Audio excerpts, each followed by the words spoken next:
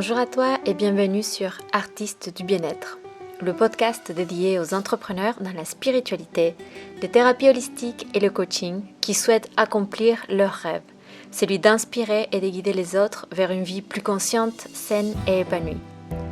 Je suis Luciana Calvetti et j'accompagne les professionnels du bien-être à lancer et à développer leur activité en ligne. J'ai créé ce podcast pour te faire découvrir le parcours de thérapeutes, coachs et praticiens du bien-être qui vivent de leur passion. Mon objectif est que tu profites de leur expérience pour réussir à ton tour. À la clé, conseils pratiques, inspiration, motivation et beaucoup d'amour. Pour cette deuxième édition, j'ai l'immense plaisir de recevoir Farah Sabi, plus connue comme Ozali. Farah est astrologue et accompagne les personnes sur le chemin pour oser leur essence. Entrepreneur aguerrie, elle s'est lancée dans l'aventure depuis 5 ans déjà et vit aujourd'hui exclusivement de son métier. Dans cette interview, elle nous partage les difficultés qu'elle a pu rencontrer en termes de gestion de son énergie et de sa santé et surtout, elle nous livre son témoignage sincère sur les peurs et les croyances qui nous poussent souvent à être trop exigeants envers nous-mêmes. Elle nous livre aussi ses précieux conseils pour apprendre à prendre soin de nous et à trouver plus d'équilibre entre le faire et l'être. Une vraie leçon d'entrepreneuriat en conscience. Bonjour à tout le monde, bienvenue à ce nouveau épisode du podcast Artistes du bien-être. J'ai l'immense joie de recevoir aujourd'hui Farah. Farah, je te laisse te présenter à l'audience. Coucou Luciana, bonjour tout le monde. Alors, je suis astrologue, prioritairement, c'est souvent pour ça qu'on me connaît. Je donne également des soins à distance aussi. Et j'accompagne plus spécifiquement les entrepreneurs qui sont vraiment dans tout ce qui est bien-être, en fait, accompagnement à la personne, j'ai envie de dire, pour être mieux à l'intérieur de soi. Donc j'accompagne également dans ce cadre-ci, mais on va dire qu'il est clair, ma spécialisation est vraiment au niveau des astres. Donc voilà ce que je peux dire.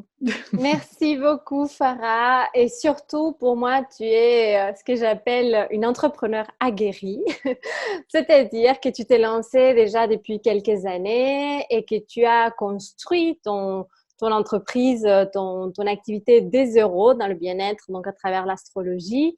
Et dans ce cadre-là, tu as été confrontée à plusieurs difficultés, comme dans la vie de tout entrepreneur.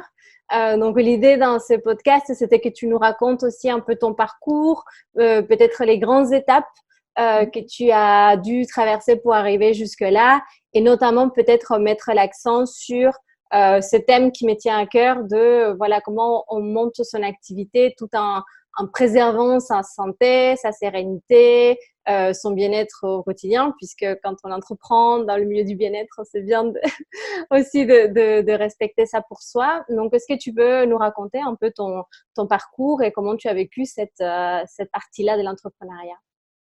C'est ça qui est intéressant, là, comme tu nommes, à savoir ne pas oublier de prendre soin de soi.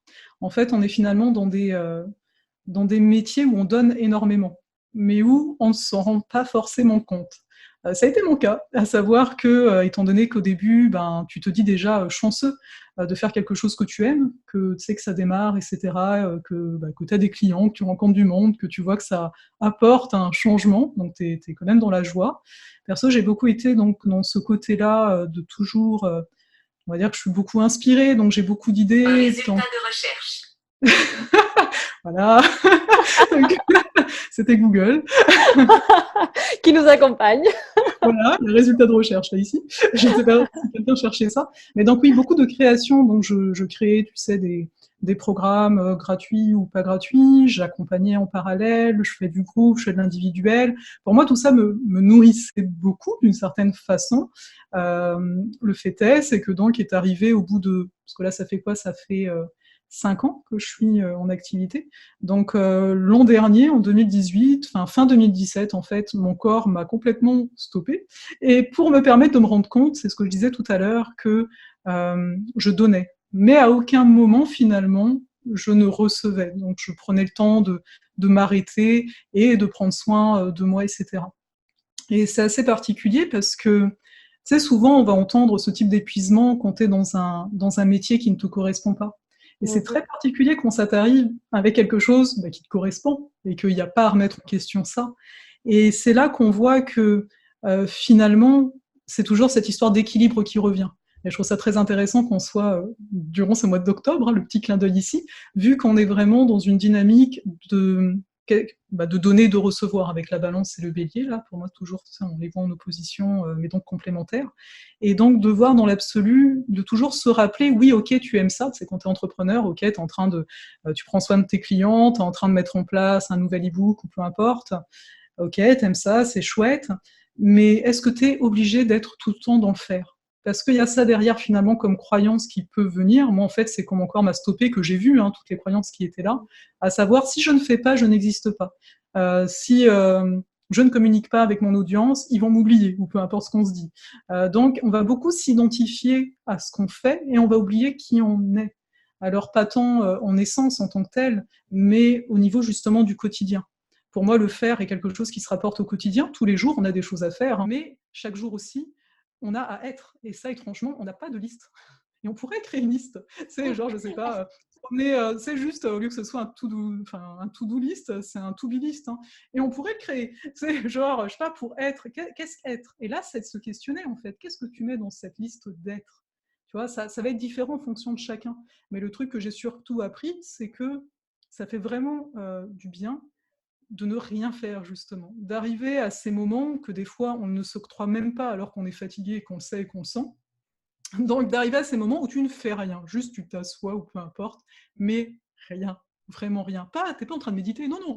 Tu n'as aucune volonté dans ces moments-là, et c'est ça qui fait du bien. Et c'est ça, en fait, qui permet de se déstresser. Parce que au final, hein, enfin moi ce qui m'est arrivé en tant que tel, hein, c'est une accumulation de choses qui me stressaient, mais je me rendais pas compte que ça me stressait. Parce qu'arrivé à un certain moment, on va dire, d'activité, tu es tout le temps en fait au-dessus de toi. Donc tu n'es plus vraiment dans ton corps. Sauf qu'à un moment, il y a une force, finalement les douleurs vont avoir une force égale pour te ramener par rapport au degré. Voilà, c'est ça. Et donc, enfin voilà, un petit bout là, je sais pas si je continue, mais tu Oui, vois un oui, petit. ce qui est intéressant, peut-être tu as commencé à creuser, c'est vraiment cette question des croyances, parce qu'on est dans le faire, parce qu'on se sent obligé à faire. Est-ce que tu peux nous raconter un peu plus dans ton parcours, à quoi tu te sentais obligé, qu'est-ce que tu te sentais obligé de faire très concrètement dans ta vie d'entrepreneur et du coup, au moment où ton corps t'a rappelé au présent, comment est-ce que tu as travaillé ces croyances-là? Comment est-ce que tu as peut-être testé d'autres choses justement pour sortir de cette mentalité que je pense ont la plupart d'entrepreneurs? Après, oui, en fait, finalement, ces croyances se construisent aussi sur des peurs. Beaucoup la peur de pas, on dit de pas être assez. Et donc, pour être, on va tendance faire. On fait pas assez, tu vois. Donc, les deux sont liés. Après, il y a bien sûr la peur quand tu es à ton compte au niveau financier. La peur de manquer. Tu vois. Donc, si je ne fais pas, si je n'offre pas de nouveaux services, si je suis pas là dès que quelqu'un me demande une consultation, c'est mort, quoi. Je vais pas y arriver, etc. Et le fait de tout le temps faire, en plus, ça ne nous donne plus l'espace finalement pour voir comment faire autrement mon activité. Et donc, on fait tout le temps la même chose et peut-être que ce n'est pas notre façon d'être, justement, et donc on s'épuise au niveau énergétique.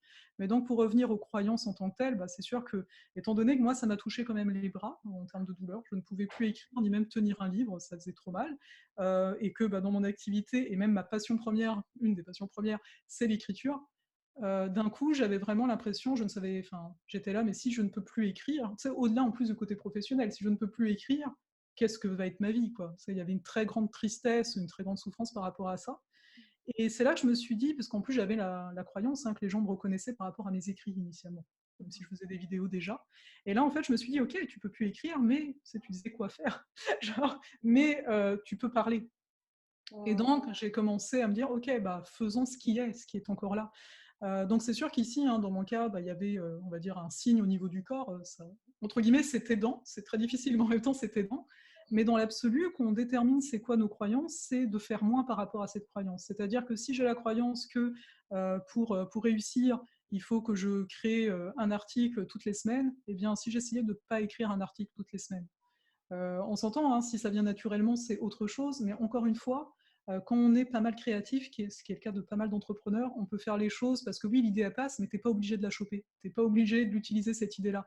Et c'est ça en fait là, c'est ça qui, à mon sens, hein, qui est vraiment subtil et très difficile. De se dire, ok, il y a une idée, mais est-ce qu'elle me correspond à l'heure d'aujourd'hui? Est-ce que je suis obligée de communiquer là-dessus? Tu vois, à quoi je réponds? Est-ce que je réponds à une vraie joie ou est-ce que je réponds à un besoin? Un besoin qui est associé automatiquement à une peur. Donc, par exemple, bah oui, il faut être présent, tu vois. Donc oui, j'ai une idée, c'est cool. En plus, ça se fait tout seul.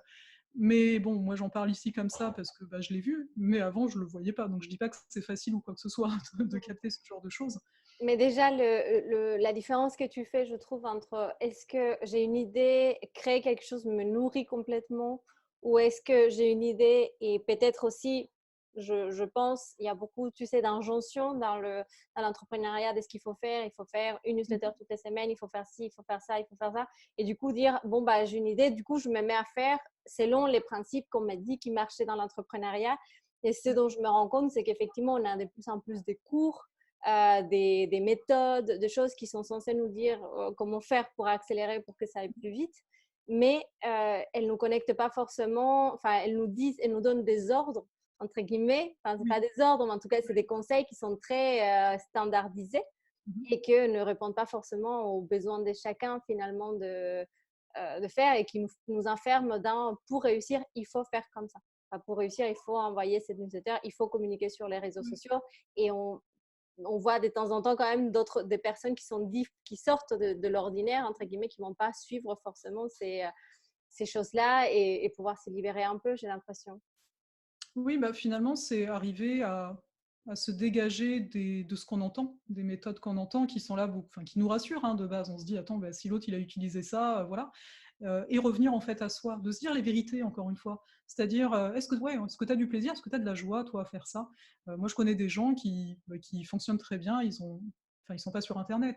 Donc, c'est vraiment aussi de se ramener à ce fondamental-là, qui est tout le monde n'est pas voué à être, par exemple, sur les réseaux. Parce que bah, si tu n'as aucun plaisir là-dedans, bah, sincèrement, non. Alors bien sûr, tout de suite, c'est du genre, oui, mais dans ces cas-là, comment? Bah ouais, bah, dégage-toi de cette idée-là que ça doit passer par les réseaux, laisse l'espace, moi c'est ce que j'appelle l'espace, pour voir comment ça pourrait fonctionner pour toi. Euh, et ouais, c'est vraiment cette notion d'accepter d'être différent. C'est parce qu'on en parle beaucoup, hein. Oui, soyez authentique, soyez vous, etc. Ouais, mais pourtant, je veux dire, Je ne sais pas qui je suis. ouais, je sais pas qui je suis, et puis bon, bah finalement, peut-être que je ressemble beaucoup à l'autre à côté, quoi. Enfin, tu sais, au niveau en tant qu'entrepreneur, ici, j'entends. Ouais. Et être différent, ça veut dire faire aussi ce qu'on souhaite. Mais encore une fois, comme tu l'as dit, vu qu'on pense qu'il y a comme des recettes au succès, on va le dire ainsi, on a du mal à se donner la place à nous-mêmes. De se dire, bah non, moi, j'ai plus envie d'être comme ci, donc je fais ça comme ça. Et Mhm. pourtant, c'est et pourtant, c'est ce qui est. Je veux dire, perso, c'est ce que j'ai appris bah, grâce à l'an dernier beaucoup. Ok, je pouvais plus écrire, mais donc j'ai pu poursuivre à ma façon. Et j'ai vu que bah, mon activité s'en est pas portée plus mal. Et ça a fait un choc hein, pour mon mental quelque part, qui était en mode bah tu fais moins, attends, cette année-là, et mon année était meilleure, c'est financièrement parlant, que l'année d'avant. Donc Mhm. tu te dis, tu sais, là, ça a vraiment fait un choc, parce que tu te dis, l'an dernier, genre, Je me suis épuisée, je suis voilà, explosée. j'arrêtais pas, j'arrêtais pas, et puis là, bah, j'ai dû arrêter, même si j'étais pas contente et tout ce que tu veux, et l'année s'en est mieux portée, donc c'est sûr que ça a été très aidant de voir ça, et de voir à quel point il y a aussi une histoire de confiance, donc une confiance en ses propres facultés, de se dire, ben, moi, je fais les choses de cette façon-là, c'est pas forcément ce que j'ai vu faire, mais je vais me faire assez confiance pour le faire pareil. Parce qu'une chose que je rappelle et que j'ai beaucoup appris hein, moi-même, parce qu'avant, il y a la peur de l'échec hein, beaucoup, hein, de faire un truc et que ça marche pas, eh bien, j'ai vu que bah, c'est ça qui fonctionne, enfin en tout cas pour grandir à soi-même et apprendre à se connaître, c'est de faire des choses, proposer par exemple un format donné, d'accompagnement ou quoi que ce soit, et de se dire, mais en fait, non, je le sens pas, et oser le modifier, même si ça fait que 2 jours que tu l'as sorti. On Mhm. n'est plus obligé de se rendre prisonnier finalement, mais on le fait très bien, parce qu'on est notre propre patron finalement. Mhm. Donc, Et on ça, est on entend parfois plus dur que nos anciens patrons quand on a connu notre, notre vie Ça, on professionnelle. entend souvent le fait ah, t'es à ton compte, c'est chouette. Les gens voient que ce côté-là, genre tu prends des jours comme tu veux, etc. Les jours de vacances, bah, je dois prévoir hein, pour en prendre parce que j'ai pas de congés payés qui viennent tout seuls. Je crée les congés payés. Et de deux, être son propre patron, souvent on est vachement exigeant en fait. Tu sais, notre patron, il nous aurait déjà dit: «Rentre chez toi, il est tard». Nous non, on continue. Ah, parce que c'est notre passion, attends, c'est normal de continuer et Exact. donc c'est de se permettre ça. Après en termes de, je sais pas si j'enchaîne, mais, tu sais, en En termes de fait, mmh. oui, justement, je pense, enfin, tu me diras, je pense que c'était de ça dont c'était la question que j'allais te poser parce que nous, on s'est rencontrés, enfin, je te suivais depuis longtemps, mais quand on s'est vraiment rencontrés, tu venais déjà d'entamer cette transformation, notamment, je pense, dans ta manière de faire sur les réseaux, d'arrêter d'écrire, de faire, et tu étais déjà en train de réfléchir aussi à modifier un peu tes services. Est-ce que tu veux nous raconter concrètement dans ton activité, donc tu as modifié un peu la manière dont tu délivrais ton contenu sur les réseaux sociaux en faisant plus des vidéos et peut-être moins d'écrits.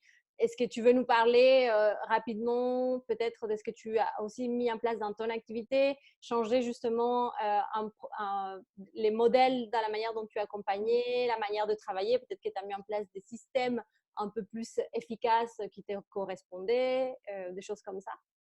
Bah, oui, bah, en fait, il y a plusieurs choses, on va dire. Une des premières choses, en fait, que j'ai modifiées, en fait, ça s'est fait tout seul, hein. Faut bien voir que, vu que j'avais des douleurs et cetera, ça faisait déjà un moment que je faisais plus de consultations individuelles et je me suis rendu compte que je les avais délaissées, simplement parce que je ne me reposais que sur elles. C'est-à-dire que j'avais que les consultations, et ça me prenait énormément d'énergie, parce qu'il y a beaucoup de préparation avant, puis pendant et cetera et je ne prenais, en fait, au niveau de moi, mes systèmes, ma façon donc de fonctionner, faire beaucoup de quelque chose, bah, au bout d'un moment, je me lasse. Donc j'ai plus de plaisir. Mais je m'étais pas rendu compte que c'était ça, tu vois?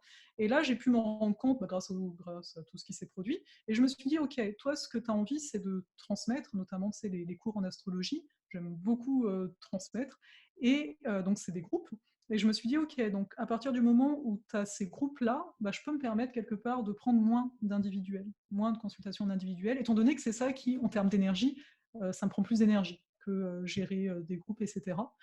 Donc je me suis permis ce changement-là, un changement qui peut ne pas être évident, parce qu'on peut avoir la croyance qu'on est à notre compte avec comme ça un métier où tu es en lien à l'humain, que c'est l'individuel qui doit primer en fait. Surtout en astrologie, tu sais, tu fais des consultations, tu fais des thèmes astro, donc voilà. Alors que pas forcément, enfin, je veux dire, ça dépendra de chacun. Il y a des astrologues, ils peuvent faire, je sais pas moi, 4-6 consultations dans une journée, je ne peux pas.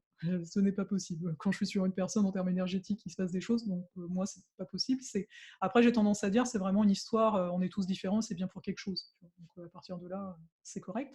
Mais donc, C'est vrai, il y a ce côté, garde ton idée, parce que je t'interromps, mais c'est vrai qu'on est tous différents, mais ce qui est vrai, c'est que tout ce qui est un peu du one shot, ce qu'on fait une fois, ça a tendance à nous prendre beaucoup d'énergie. Et dans le cas de l'astrologie, c'est marrant parce qu'effectivement, c'est difficile de trouver un autre modèle parce que c'est le thème et du coup, les gens ne font que le thème plutôt que de travailler de manière suivie. Mais c'est vrai que globalement, ce que je remarque, c'est que dans le bien-être, c'est cette vente de ton temps à l'heure et vraiment sur des sessions individuelles pour les coachs, pour les astrologues, mais ça peut être aussi pour les sophrologues, pour les naturopathes qui font une seule consultation. Ça devient à la longue, même si on a tous des sensibilités différentes, à la longue, ça devient très épuisant. Et c'est fatigant parce que c'est un renouvellement d'énergie à chaque fois. Et le pire, enfin, de mon point de vue, c'est aussi que ça donne pas toujours les meilleurs résultats. Enfin, pour l'astrologie, je sais que ça, c'est très important, mais pour d'autres disciplines, parfois, ça donne pas le meilleur résultat parce que la personne a besoin d'un suivi dans le temps, elle a besoin d'être accompagnée, d'être guidée. Quand on fait la naturopathie, elle a besoin de vraiment mettre en place, par exemple, les recommandations et si elle n'est pas suivie. Donc, je trouve que ce système à l'heure est voilà, assez pervers, enfin, la consultation individuelle, et que petit à petit, on commence à sortir de ça. En tout cas, je vois mes clientes, je vois les personnes autour de moi qui sortent de ça pour aller vers des accompagnements un peu plus suivis dans le temps, plus approfondis, plus globaux. ouais, je comprends ça, tu vois, même là, au niveau de l'individuel, parce que je continue à en offrir, mais je préfère faire 2 sessions, d'1 heure et quart, plutôt qu'avant j'avais une session de 2 heures, 2h30. Alors que là, je préfère, même si c'est que d'une semaine, je vois que la personne, en fait, va prendre le temps d'écouter l'enregistrement et pouvoir me faire un retour. Donc parce que c'est sûr que, tu sais, c'est comme tout, quoi, l'astrologie est quand même un outil, tu sais, un outil, vraiment excellent. En 2 heures de temps, tu peux voir des blocages, des choses comme ça extraordinaires. Le fait est, c'est comme tout, hein, des fois ça rentre d'une oreille, ça sort de l'autre. Et c'est sûr que quand tu donnes ton énergie, etc., ton temps, mais pour moi c'est vraiment de l'énergie ici, C'est sûr que, voilà quoi, tu sais, t'es pas là pour juste nourrir, on va dire, peut-être le mental ou quoi que ce soit. Même si on s'entend, il y a toujours un petit quelque chose qui va passer, mais vu la richesse, on va dire, de l'outil, c'est vrai que c'est quand même dommage. Voilà quoi. Mm. Donc oui, il y a vraiment eu cet ajustement. Et puis, je suis passée plus, en effet, comme je viens de le dire, dans des accompagnements dans l'individuel, même si je me laisse la possibilité, pour les personnes qui sont dans mon infolettre notamment, si j'ai envie de faire aller en mode one-shot, parce que là, j'ai envie, ben, je vais le proposer, genre 1 ou 2 places. Et ça, c'est quelque chose qu'avant, j'entrevoyais pas. C'est de proposer des choses un peu, bah, parce que là, t'en as envie. C'est Tu te là, fais tu as voilà, l'énergie pour le faire. Mm. c'est ça. Et voilà, donc c'est sûr que ce qui est en place, bah, c'est l'accompagnement, bah, la boussole intérieure qui est donc en lien à l'individuel de l'astro de base. Et puis après, j'accompagne donc les entrepreneurs. Et là, donc, j'ai inséré l'astrologie, entre autres. Et également, je travaille avec les archétypes pour tout ce qui est communication, tu sais, pour l'entrepreneur. Et là, au début, pour ce service, ça qui était marrant, je voulais partir sur un accompagnement toutes les semaines, genre 1 heure par semaine sur 3 mois. Et je n'arrivais pas à lancer ce service et je me suis rendu compte que c'était à cause de la forme. Et c'est ça qui est intéressant qu'on ait à notre compte, c'est que des fois, l'idée est très bonne, genre tu la nourris, ça fait longtemps, et bah, parfois c'est la forme qui ne lui convient pas. Donc en fait, j'ai une énergie plus concentrée.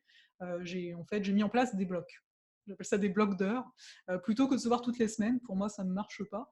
Je préfère voir les personnes en condensé, genre en condensé de 2 heures, tu vois, ou de 4 heures. Et puis voilà. Mais parce que ça correspond à mon énergie. Donc en fait, tout ça pour dire que finalement, pour éviter, tu sais, des fois on s'épuise quand même, il faut bien vivre l'expérience, mais, Bien mais sûr. pour éviter ça, c'est vraiment de voir parfois que peut-être que ton service il va bien, c'est juste la façon dont tu amènes les choses qui pour toi ne te correspond pas parce que tu as vu que c'est comme ça que les autres font. C'est moi dans mon cas, c'était ça, hein, les accompagnements, habituellement, je voyais plutôt toutes les semaines. Et je comprends, mais pas pour moi. Enfin, on dirait ça, mon être, là, mon corps me disait no way, tu vas pas par là. Donc Ça, voilà. c'est super important. Et qu'est-ce que tu donnerais comme conseil aux entrepreneurs justement qui se retrouvent à peut-être ne pas être confortables avec la manière de faire sur les réseaux sociaux parce que peut-être que c'est pas leur moyen d'expression, qui sont pas forcément confortables avec leur service ou globalement voilà, qui travaillent beaucoup et qui arrivent peut-être pas à simplifier, aller à l'essentiel. Toi, avec ton recul de 5 ans d'entrepreneuriat, qu'est-ce que tu dirais vraiment qui est le plus important, ce qui t'a le plus servi comme pensée, comme outil, comme système de travail? Ça peut être très concret aussi. Bah, un des trucs qui m'a bien servi, qui m'a beaucoup aidé, c'est euh, rien, à moins que tu es vraiment dans le soin et l'aide à la personne, dans le sens où la personne elle s'est cassée quelque chose physiquement, rien n'est aussi urgent que tu ne le crois. Parce que pendant longtemps, moi, dès qu'on me commentait sur les réseaux ou qu'on m'envoyait un courriel qui n'était même pas une demande de rendez-vous, tu vois, des fois on m'écrit, voilà, et bien je devais répondre tout de suite maintenant. Et moi, quand je réponds, je veux dire, je réponds pour vrai. Tu sais, j'ai pas des trucs types, pour moi, c'est pas possible. Et donc, euh, j'ai appris, grâce au fait que je pouvais plus écrire et que donc je ne pouvais plus répondre rapidement, Mhm. que bah, sincèrement, il n'y a vraiment pas mort d'homme, que si la personne t'en veut, bah, quelque part, bah, ça la concerne elle, mais bah, toi, tu restes un humain. Et que en plus, quand tu réponds vite, et ben, quelque part, tu amorces le dialogue automatiquement. C'est-à-dire que bien souvent, quand je répondais vite, bah, les gens me répondaient. Et donc, je n'en finissais plus, parce que bah, j'ai la personne qui répond, et puis j'avais les autres courriels qui attendaient. Et j'ai remarqué, quand tu attends, je parle en effet, là, tu sais, c'est même pas une demande de rendez-vous, hein, bah, c'est bien. Enfin, je veux dire, tu peux même répondre dans une semaine. Tant que perso, moi, la seule promesse que je fais finalement sur mon site, c'est qu'au niveau des demandes de rendez-vous, je réponds dans les 3 jours ouvrés. Mhm. Et c'est 3 jours. Et puis des fois, bah, si j'y parviens pas, parce que peut-être j'étais malade et tout, bah, je me considère que je suis humain. Je veux dire, tu sais, quand on va dans un travail, tu sais, que tu es employé, bah, des fois ça arrive, hein, t'as pas ton petit message qui dit que tu es malade parce que bah, tu pouvais pas le savoir. Donc c'est ça, perso, je ramène beaucoup à la. Enfin, je me ramène et donc je ramène aussi la personne, tu sais, en face, à la réalité, des fois. C'est bah oui, là j'ai pas répondu, mais parce que bah, j'étais malade, quoi, c'est un fait. Ou des fois, je vais juste dire, ah, excuse-moi, j'ai mis du temps à répondre, parce que des fois ça passe vite, hein, tu sais, c'est pas urgent, mais bon, tu peux un peu l'oublier. Mais je ne me stresse plus pour ça, parce que j'ai bien vu qu'est-ce que c'est que la douleur finalement physique, et je suis là, non, ça ne mérite pas ton stress.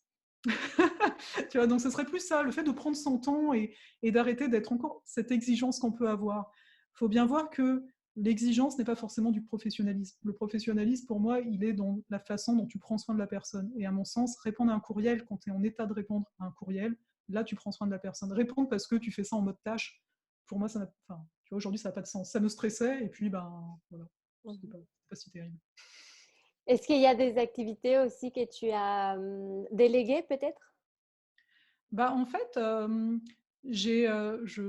en fait, perso, j'ai appris une chose. C'est-à-dire qu'avant, je voulais déléguer parce que j'entendais qu'il faut déléguer. Donc tout le monde prend enfin tout le monde, j'en sais rien, mais je voyais beaucoup passer le côté, assistante, tu vois? Et j'étais en mode: «Ouais, une assistante, mais je voyais pas trop quoi lui donner. Mes courriels, je ne vois pas donner mes courriels à l'heure d'aujourd'hui, surtout que j'en ai moins parce que, bah, je pense le fait de pendant un an pas pouvoir répondre, ça a dû aider. Sincèrement, je sais pas, mais et en fait, je me suis dit: «Mais oui, moi j'ai besoin d'une personne, mais que pour des tâches ponctuelles». En fait, je vais me permettre, bah, de déléguer, mais spécifiquement et pas forcément tout le temps. Et ça, c'est quelque chose qu'avant je ne voyais pas que c'était possible. J Voilà, c'était une option, je savais pas que c'était possible de juste, tu sais, je trouvais ça ridicule, je suis là, je pouvais bien le faire, quoi. Écrire des PowerPoint, c'est pas la mort. Et donc, bah, d'apprendre, je pense que s'il y a un conseil, c'est ça, c'est qu'il n'y a pas de petit profit au niveau de l'énergie. Parce que c'est vraiment au niveau de l'énergie que ça se joue. Donc de bien voir que c'est ça l'essentiel. Notre force, enfin, indépendamment de chacun, on a une certaine force. Notre force, elle est souvent dans la création, hein, qu'on a notre compte et qu'on propose des choses. Donc, pourquoi, à moins que tu adores ça, faire des PowerPoint, hein, ça peut arriver, mais sinon, si tu vois que... Non, mais ça peut arriver, moi je ne juge pas, Moi, j'adore ça. voilà, je ne juge pas, je ne juge pas, voilà. Donc, à partir de là, bah, tu vois, toi, tu adores ça, donc c'est correct, tu vois, mais par exemple, moi, bah, non, c'est pas là où j'ai mon tri. Donc, à partir de là, de te dire, ben, je peux déléguer, tu sais, se permettre de se dire, je peux déléguer ça. Et ça ne veut pas dire que, tu sais, c'est comme si quand tu es à ton compte, tu devais tout réussir par toi-même. En tout cas, je pense qu'on est beaucoup à avoir cette expérience de vie-là qui nous amène un peu à avoir ce caractère qui dit, je fais tout par moi-même.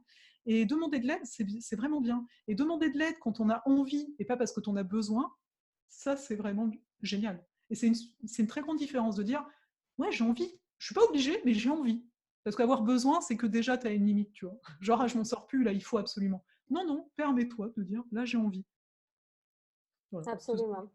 Non, et ce que je trouve très intéressant, c'est vraiment ton côté, je trouve les solutions par moi-même. C'est-à-dire que comme si le fait de, voilà, de voir la manière de faire des autres, bah, tu te rends compte que comme tu es très connecté à ce que tu ressens, du coup, j'ai l'impression que tu sentais que c'était pas juste pour toi et tu as dû inventer Mhm. pardon, ou trouver une manière différente de faire. Et ça, je pense que c'est déjà un message peut-être que tu n'exprimes pas comme ça, mais que toute ta démarche exprime, qui est ce côté inventer de nouveaux chemins, d'être tellement à l'écoute de soi qu'on se rend compte que s'il y a un décalage avec ce que l'extérieur nous propose, bah, on fait autrement, on trouve une autre manière et on adapte, comme tu dis, en faisant à chaque fois petit à petit, quoi. Ouais, c'est bien. Ouais, Ça te- Merci. On sent le côté vierge ici. Tout à fait, tu me connais bien. Et les PowerPoint. Et voilà.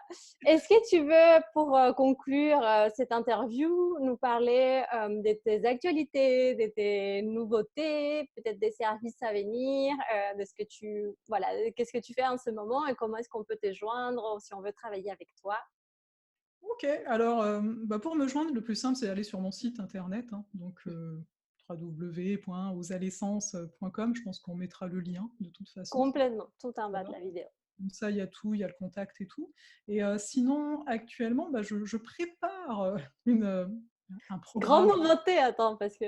Ah non, Nou- pardon, c'est non, juste non, après. non, la grande nouveauté est plus tard. Juste après, juste après. Non, là, je suis en train de préparer pour 2020 un programme pour tout ce qui est en astrologie, les transits, les progressions et la révolution solaire. Donc là, actuellement, c'est sur ça que je suis en train de travailler, tu sais, dans les backstage, on va dire. On peut dire que c'est le niveau 2 de On ta pourrait dire formation initiale d'astrologie. donc, sinon, pour travailler avec moi, il y a les consultations en individuel, donc soit la boussole intérieure, à savoir pour connaître sa carte du ciel, sa révolution solaire, ses progressions, enfin tout ce qui est en lien à l'astrologie finalement. Et sinon, il y a la rose des vents, donc là c'est l'accompagnement pour entrepreneurs en tant que tel, qui se fait donc sur 3 blocs. Il y a tous les détails, hein, sur le site, je ne vais pas m'étaler par ici. Et donc la grande, la grande nouveauté, vraiment très nouvelle, n'est-ce pas? Oui. C'est que je vais arriver en France. Je pense, donc Paris, c'est sûr. Normalement, j'aimerais aller à Montpellier, à Rennes. Donc à partir du 23-24 octobre. octobre jusqu'à sans doute le 19 novembre. Je donne un peu les dates comme ça, mais je n'ai pas les dates. Je n'ai pas encore les billets, mais parce que c'est mon expérience d'y aller en mode non prévu. Je ne peux pas prévoir, donc il n'y a pas des dates qui sont prévues d'avance. Par contre, encore une fois sur l'infolette, je préviendrai une semaine avant des activités qu'il y aura sur l'instant. Donc voilà, ça c'est la grande nouveauté. Donc au cas où, on pourra se rencontrer. Mais c'est génial, je pense, pour ton audience, tes auditeurs, de savoir que tu seras en France et qu'ils pourront peut-être participer à tes événements de manière un peu spontanée et te voir pour de vrai. Parce que finalement, je pense que tu as un gros public en France et finalement, tu es un peu loin.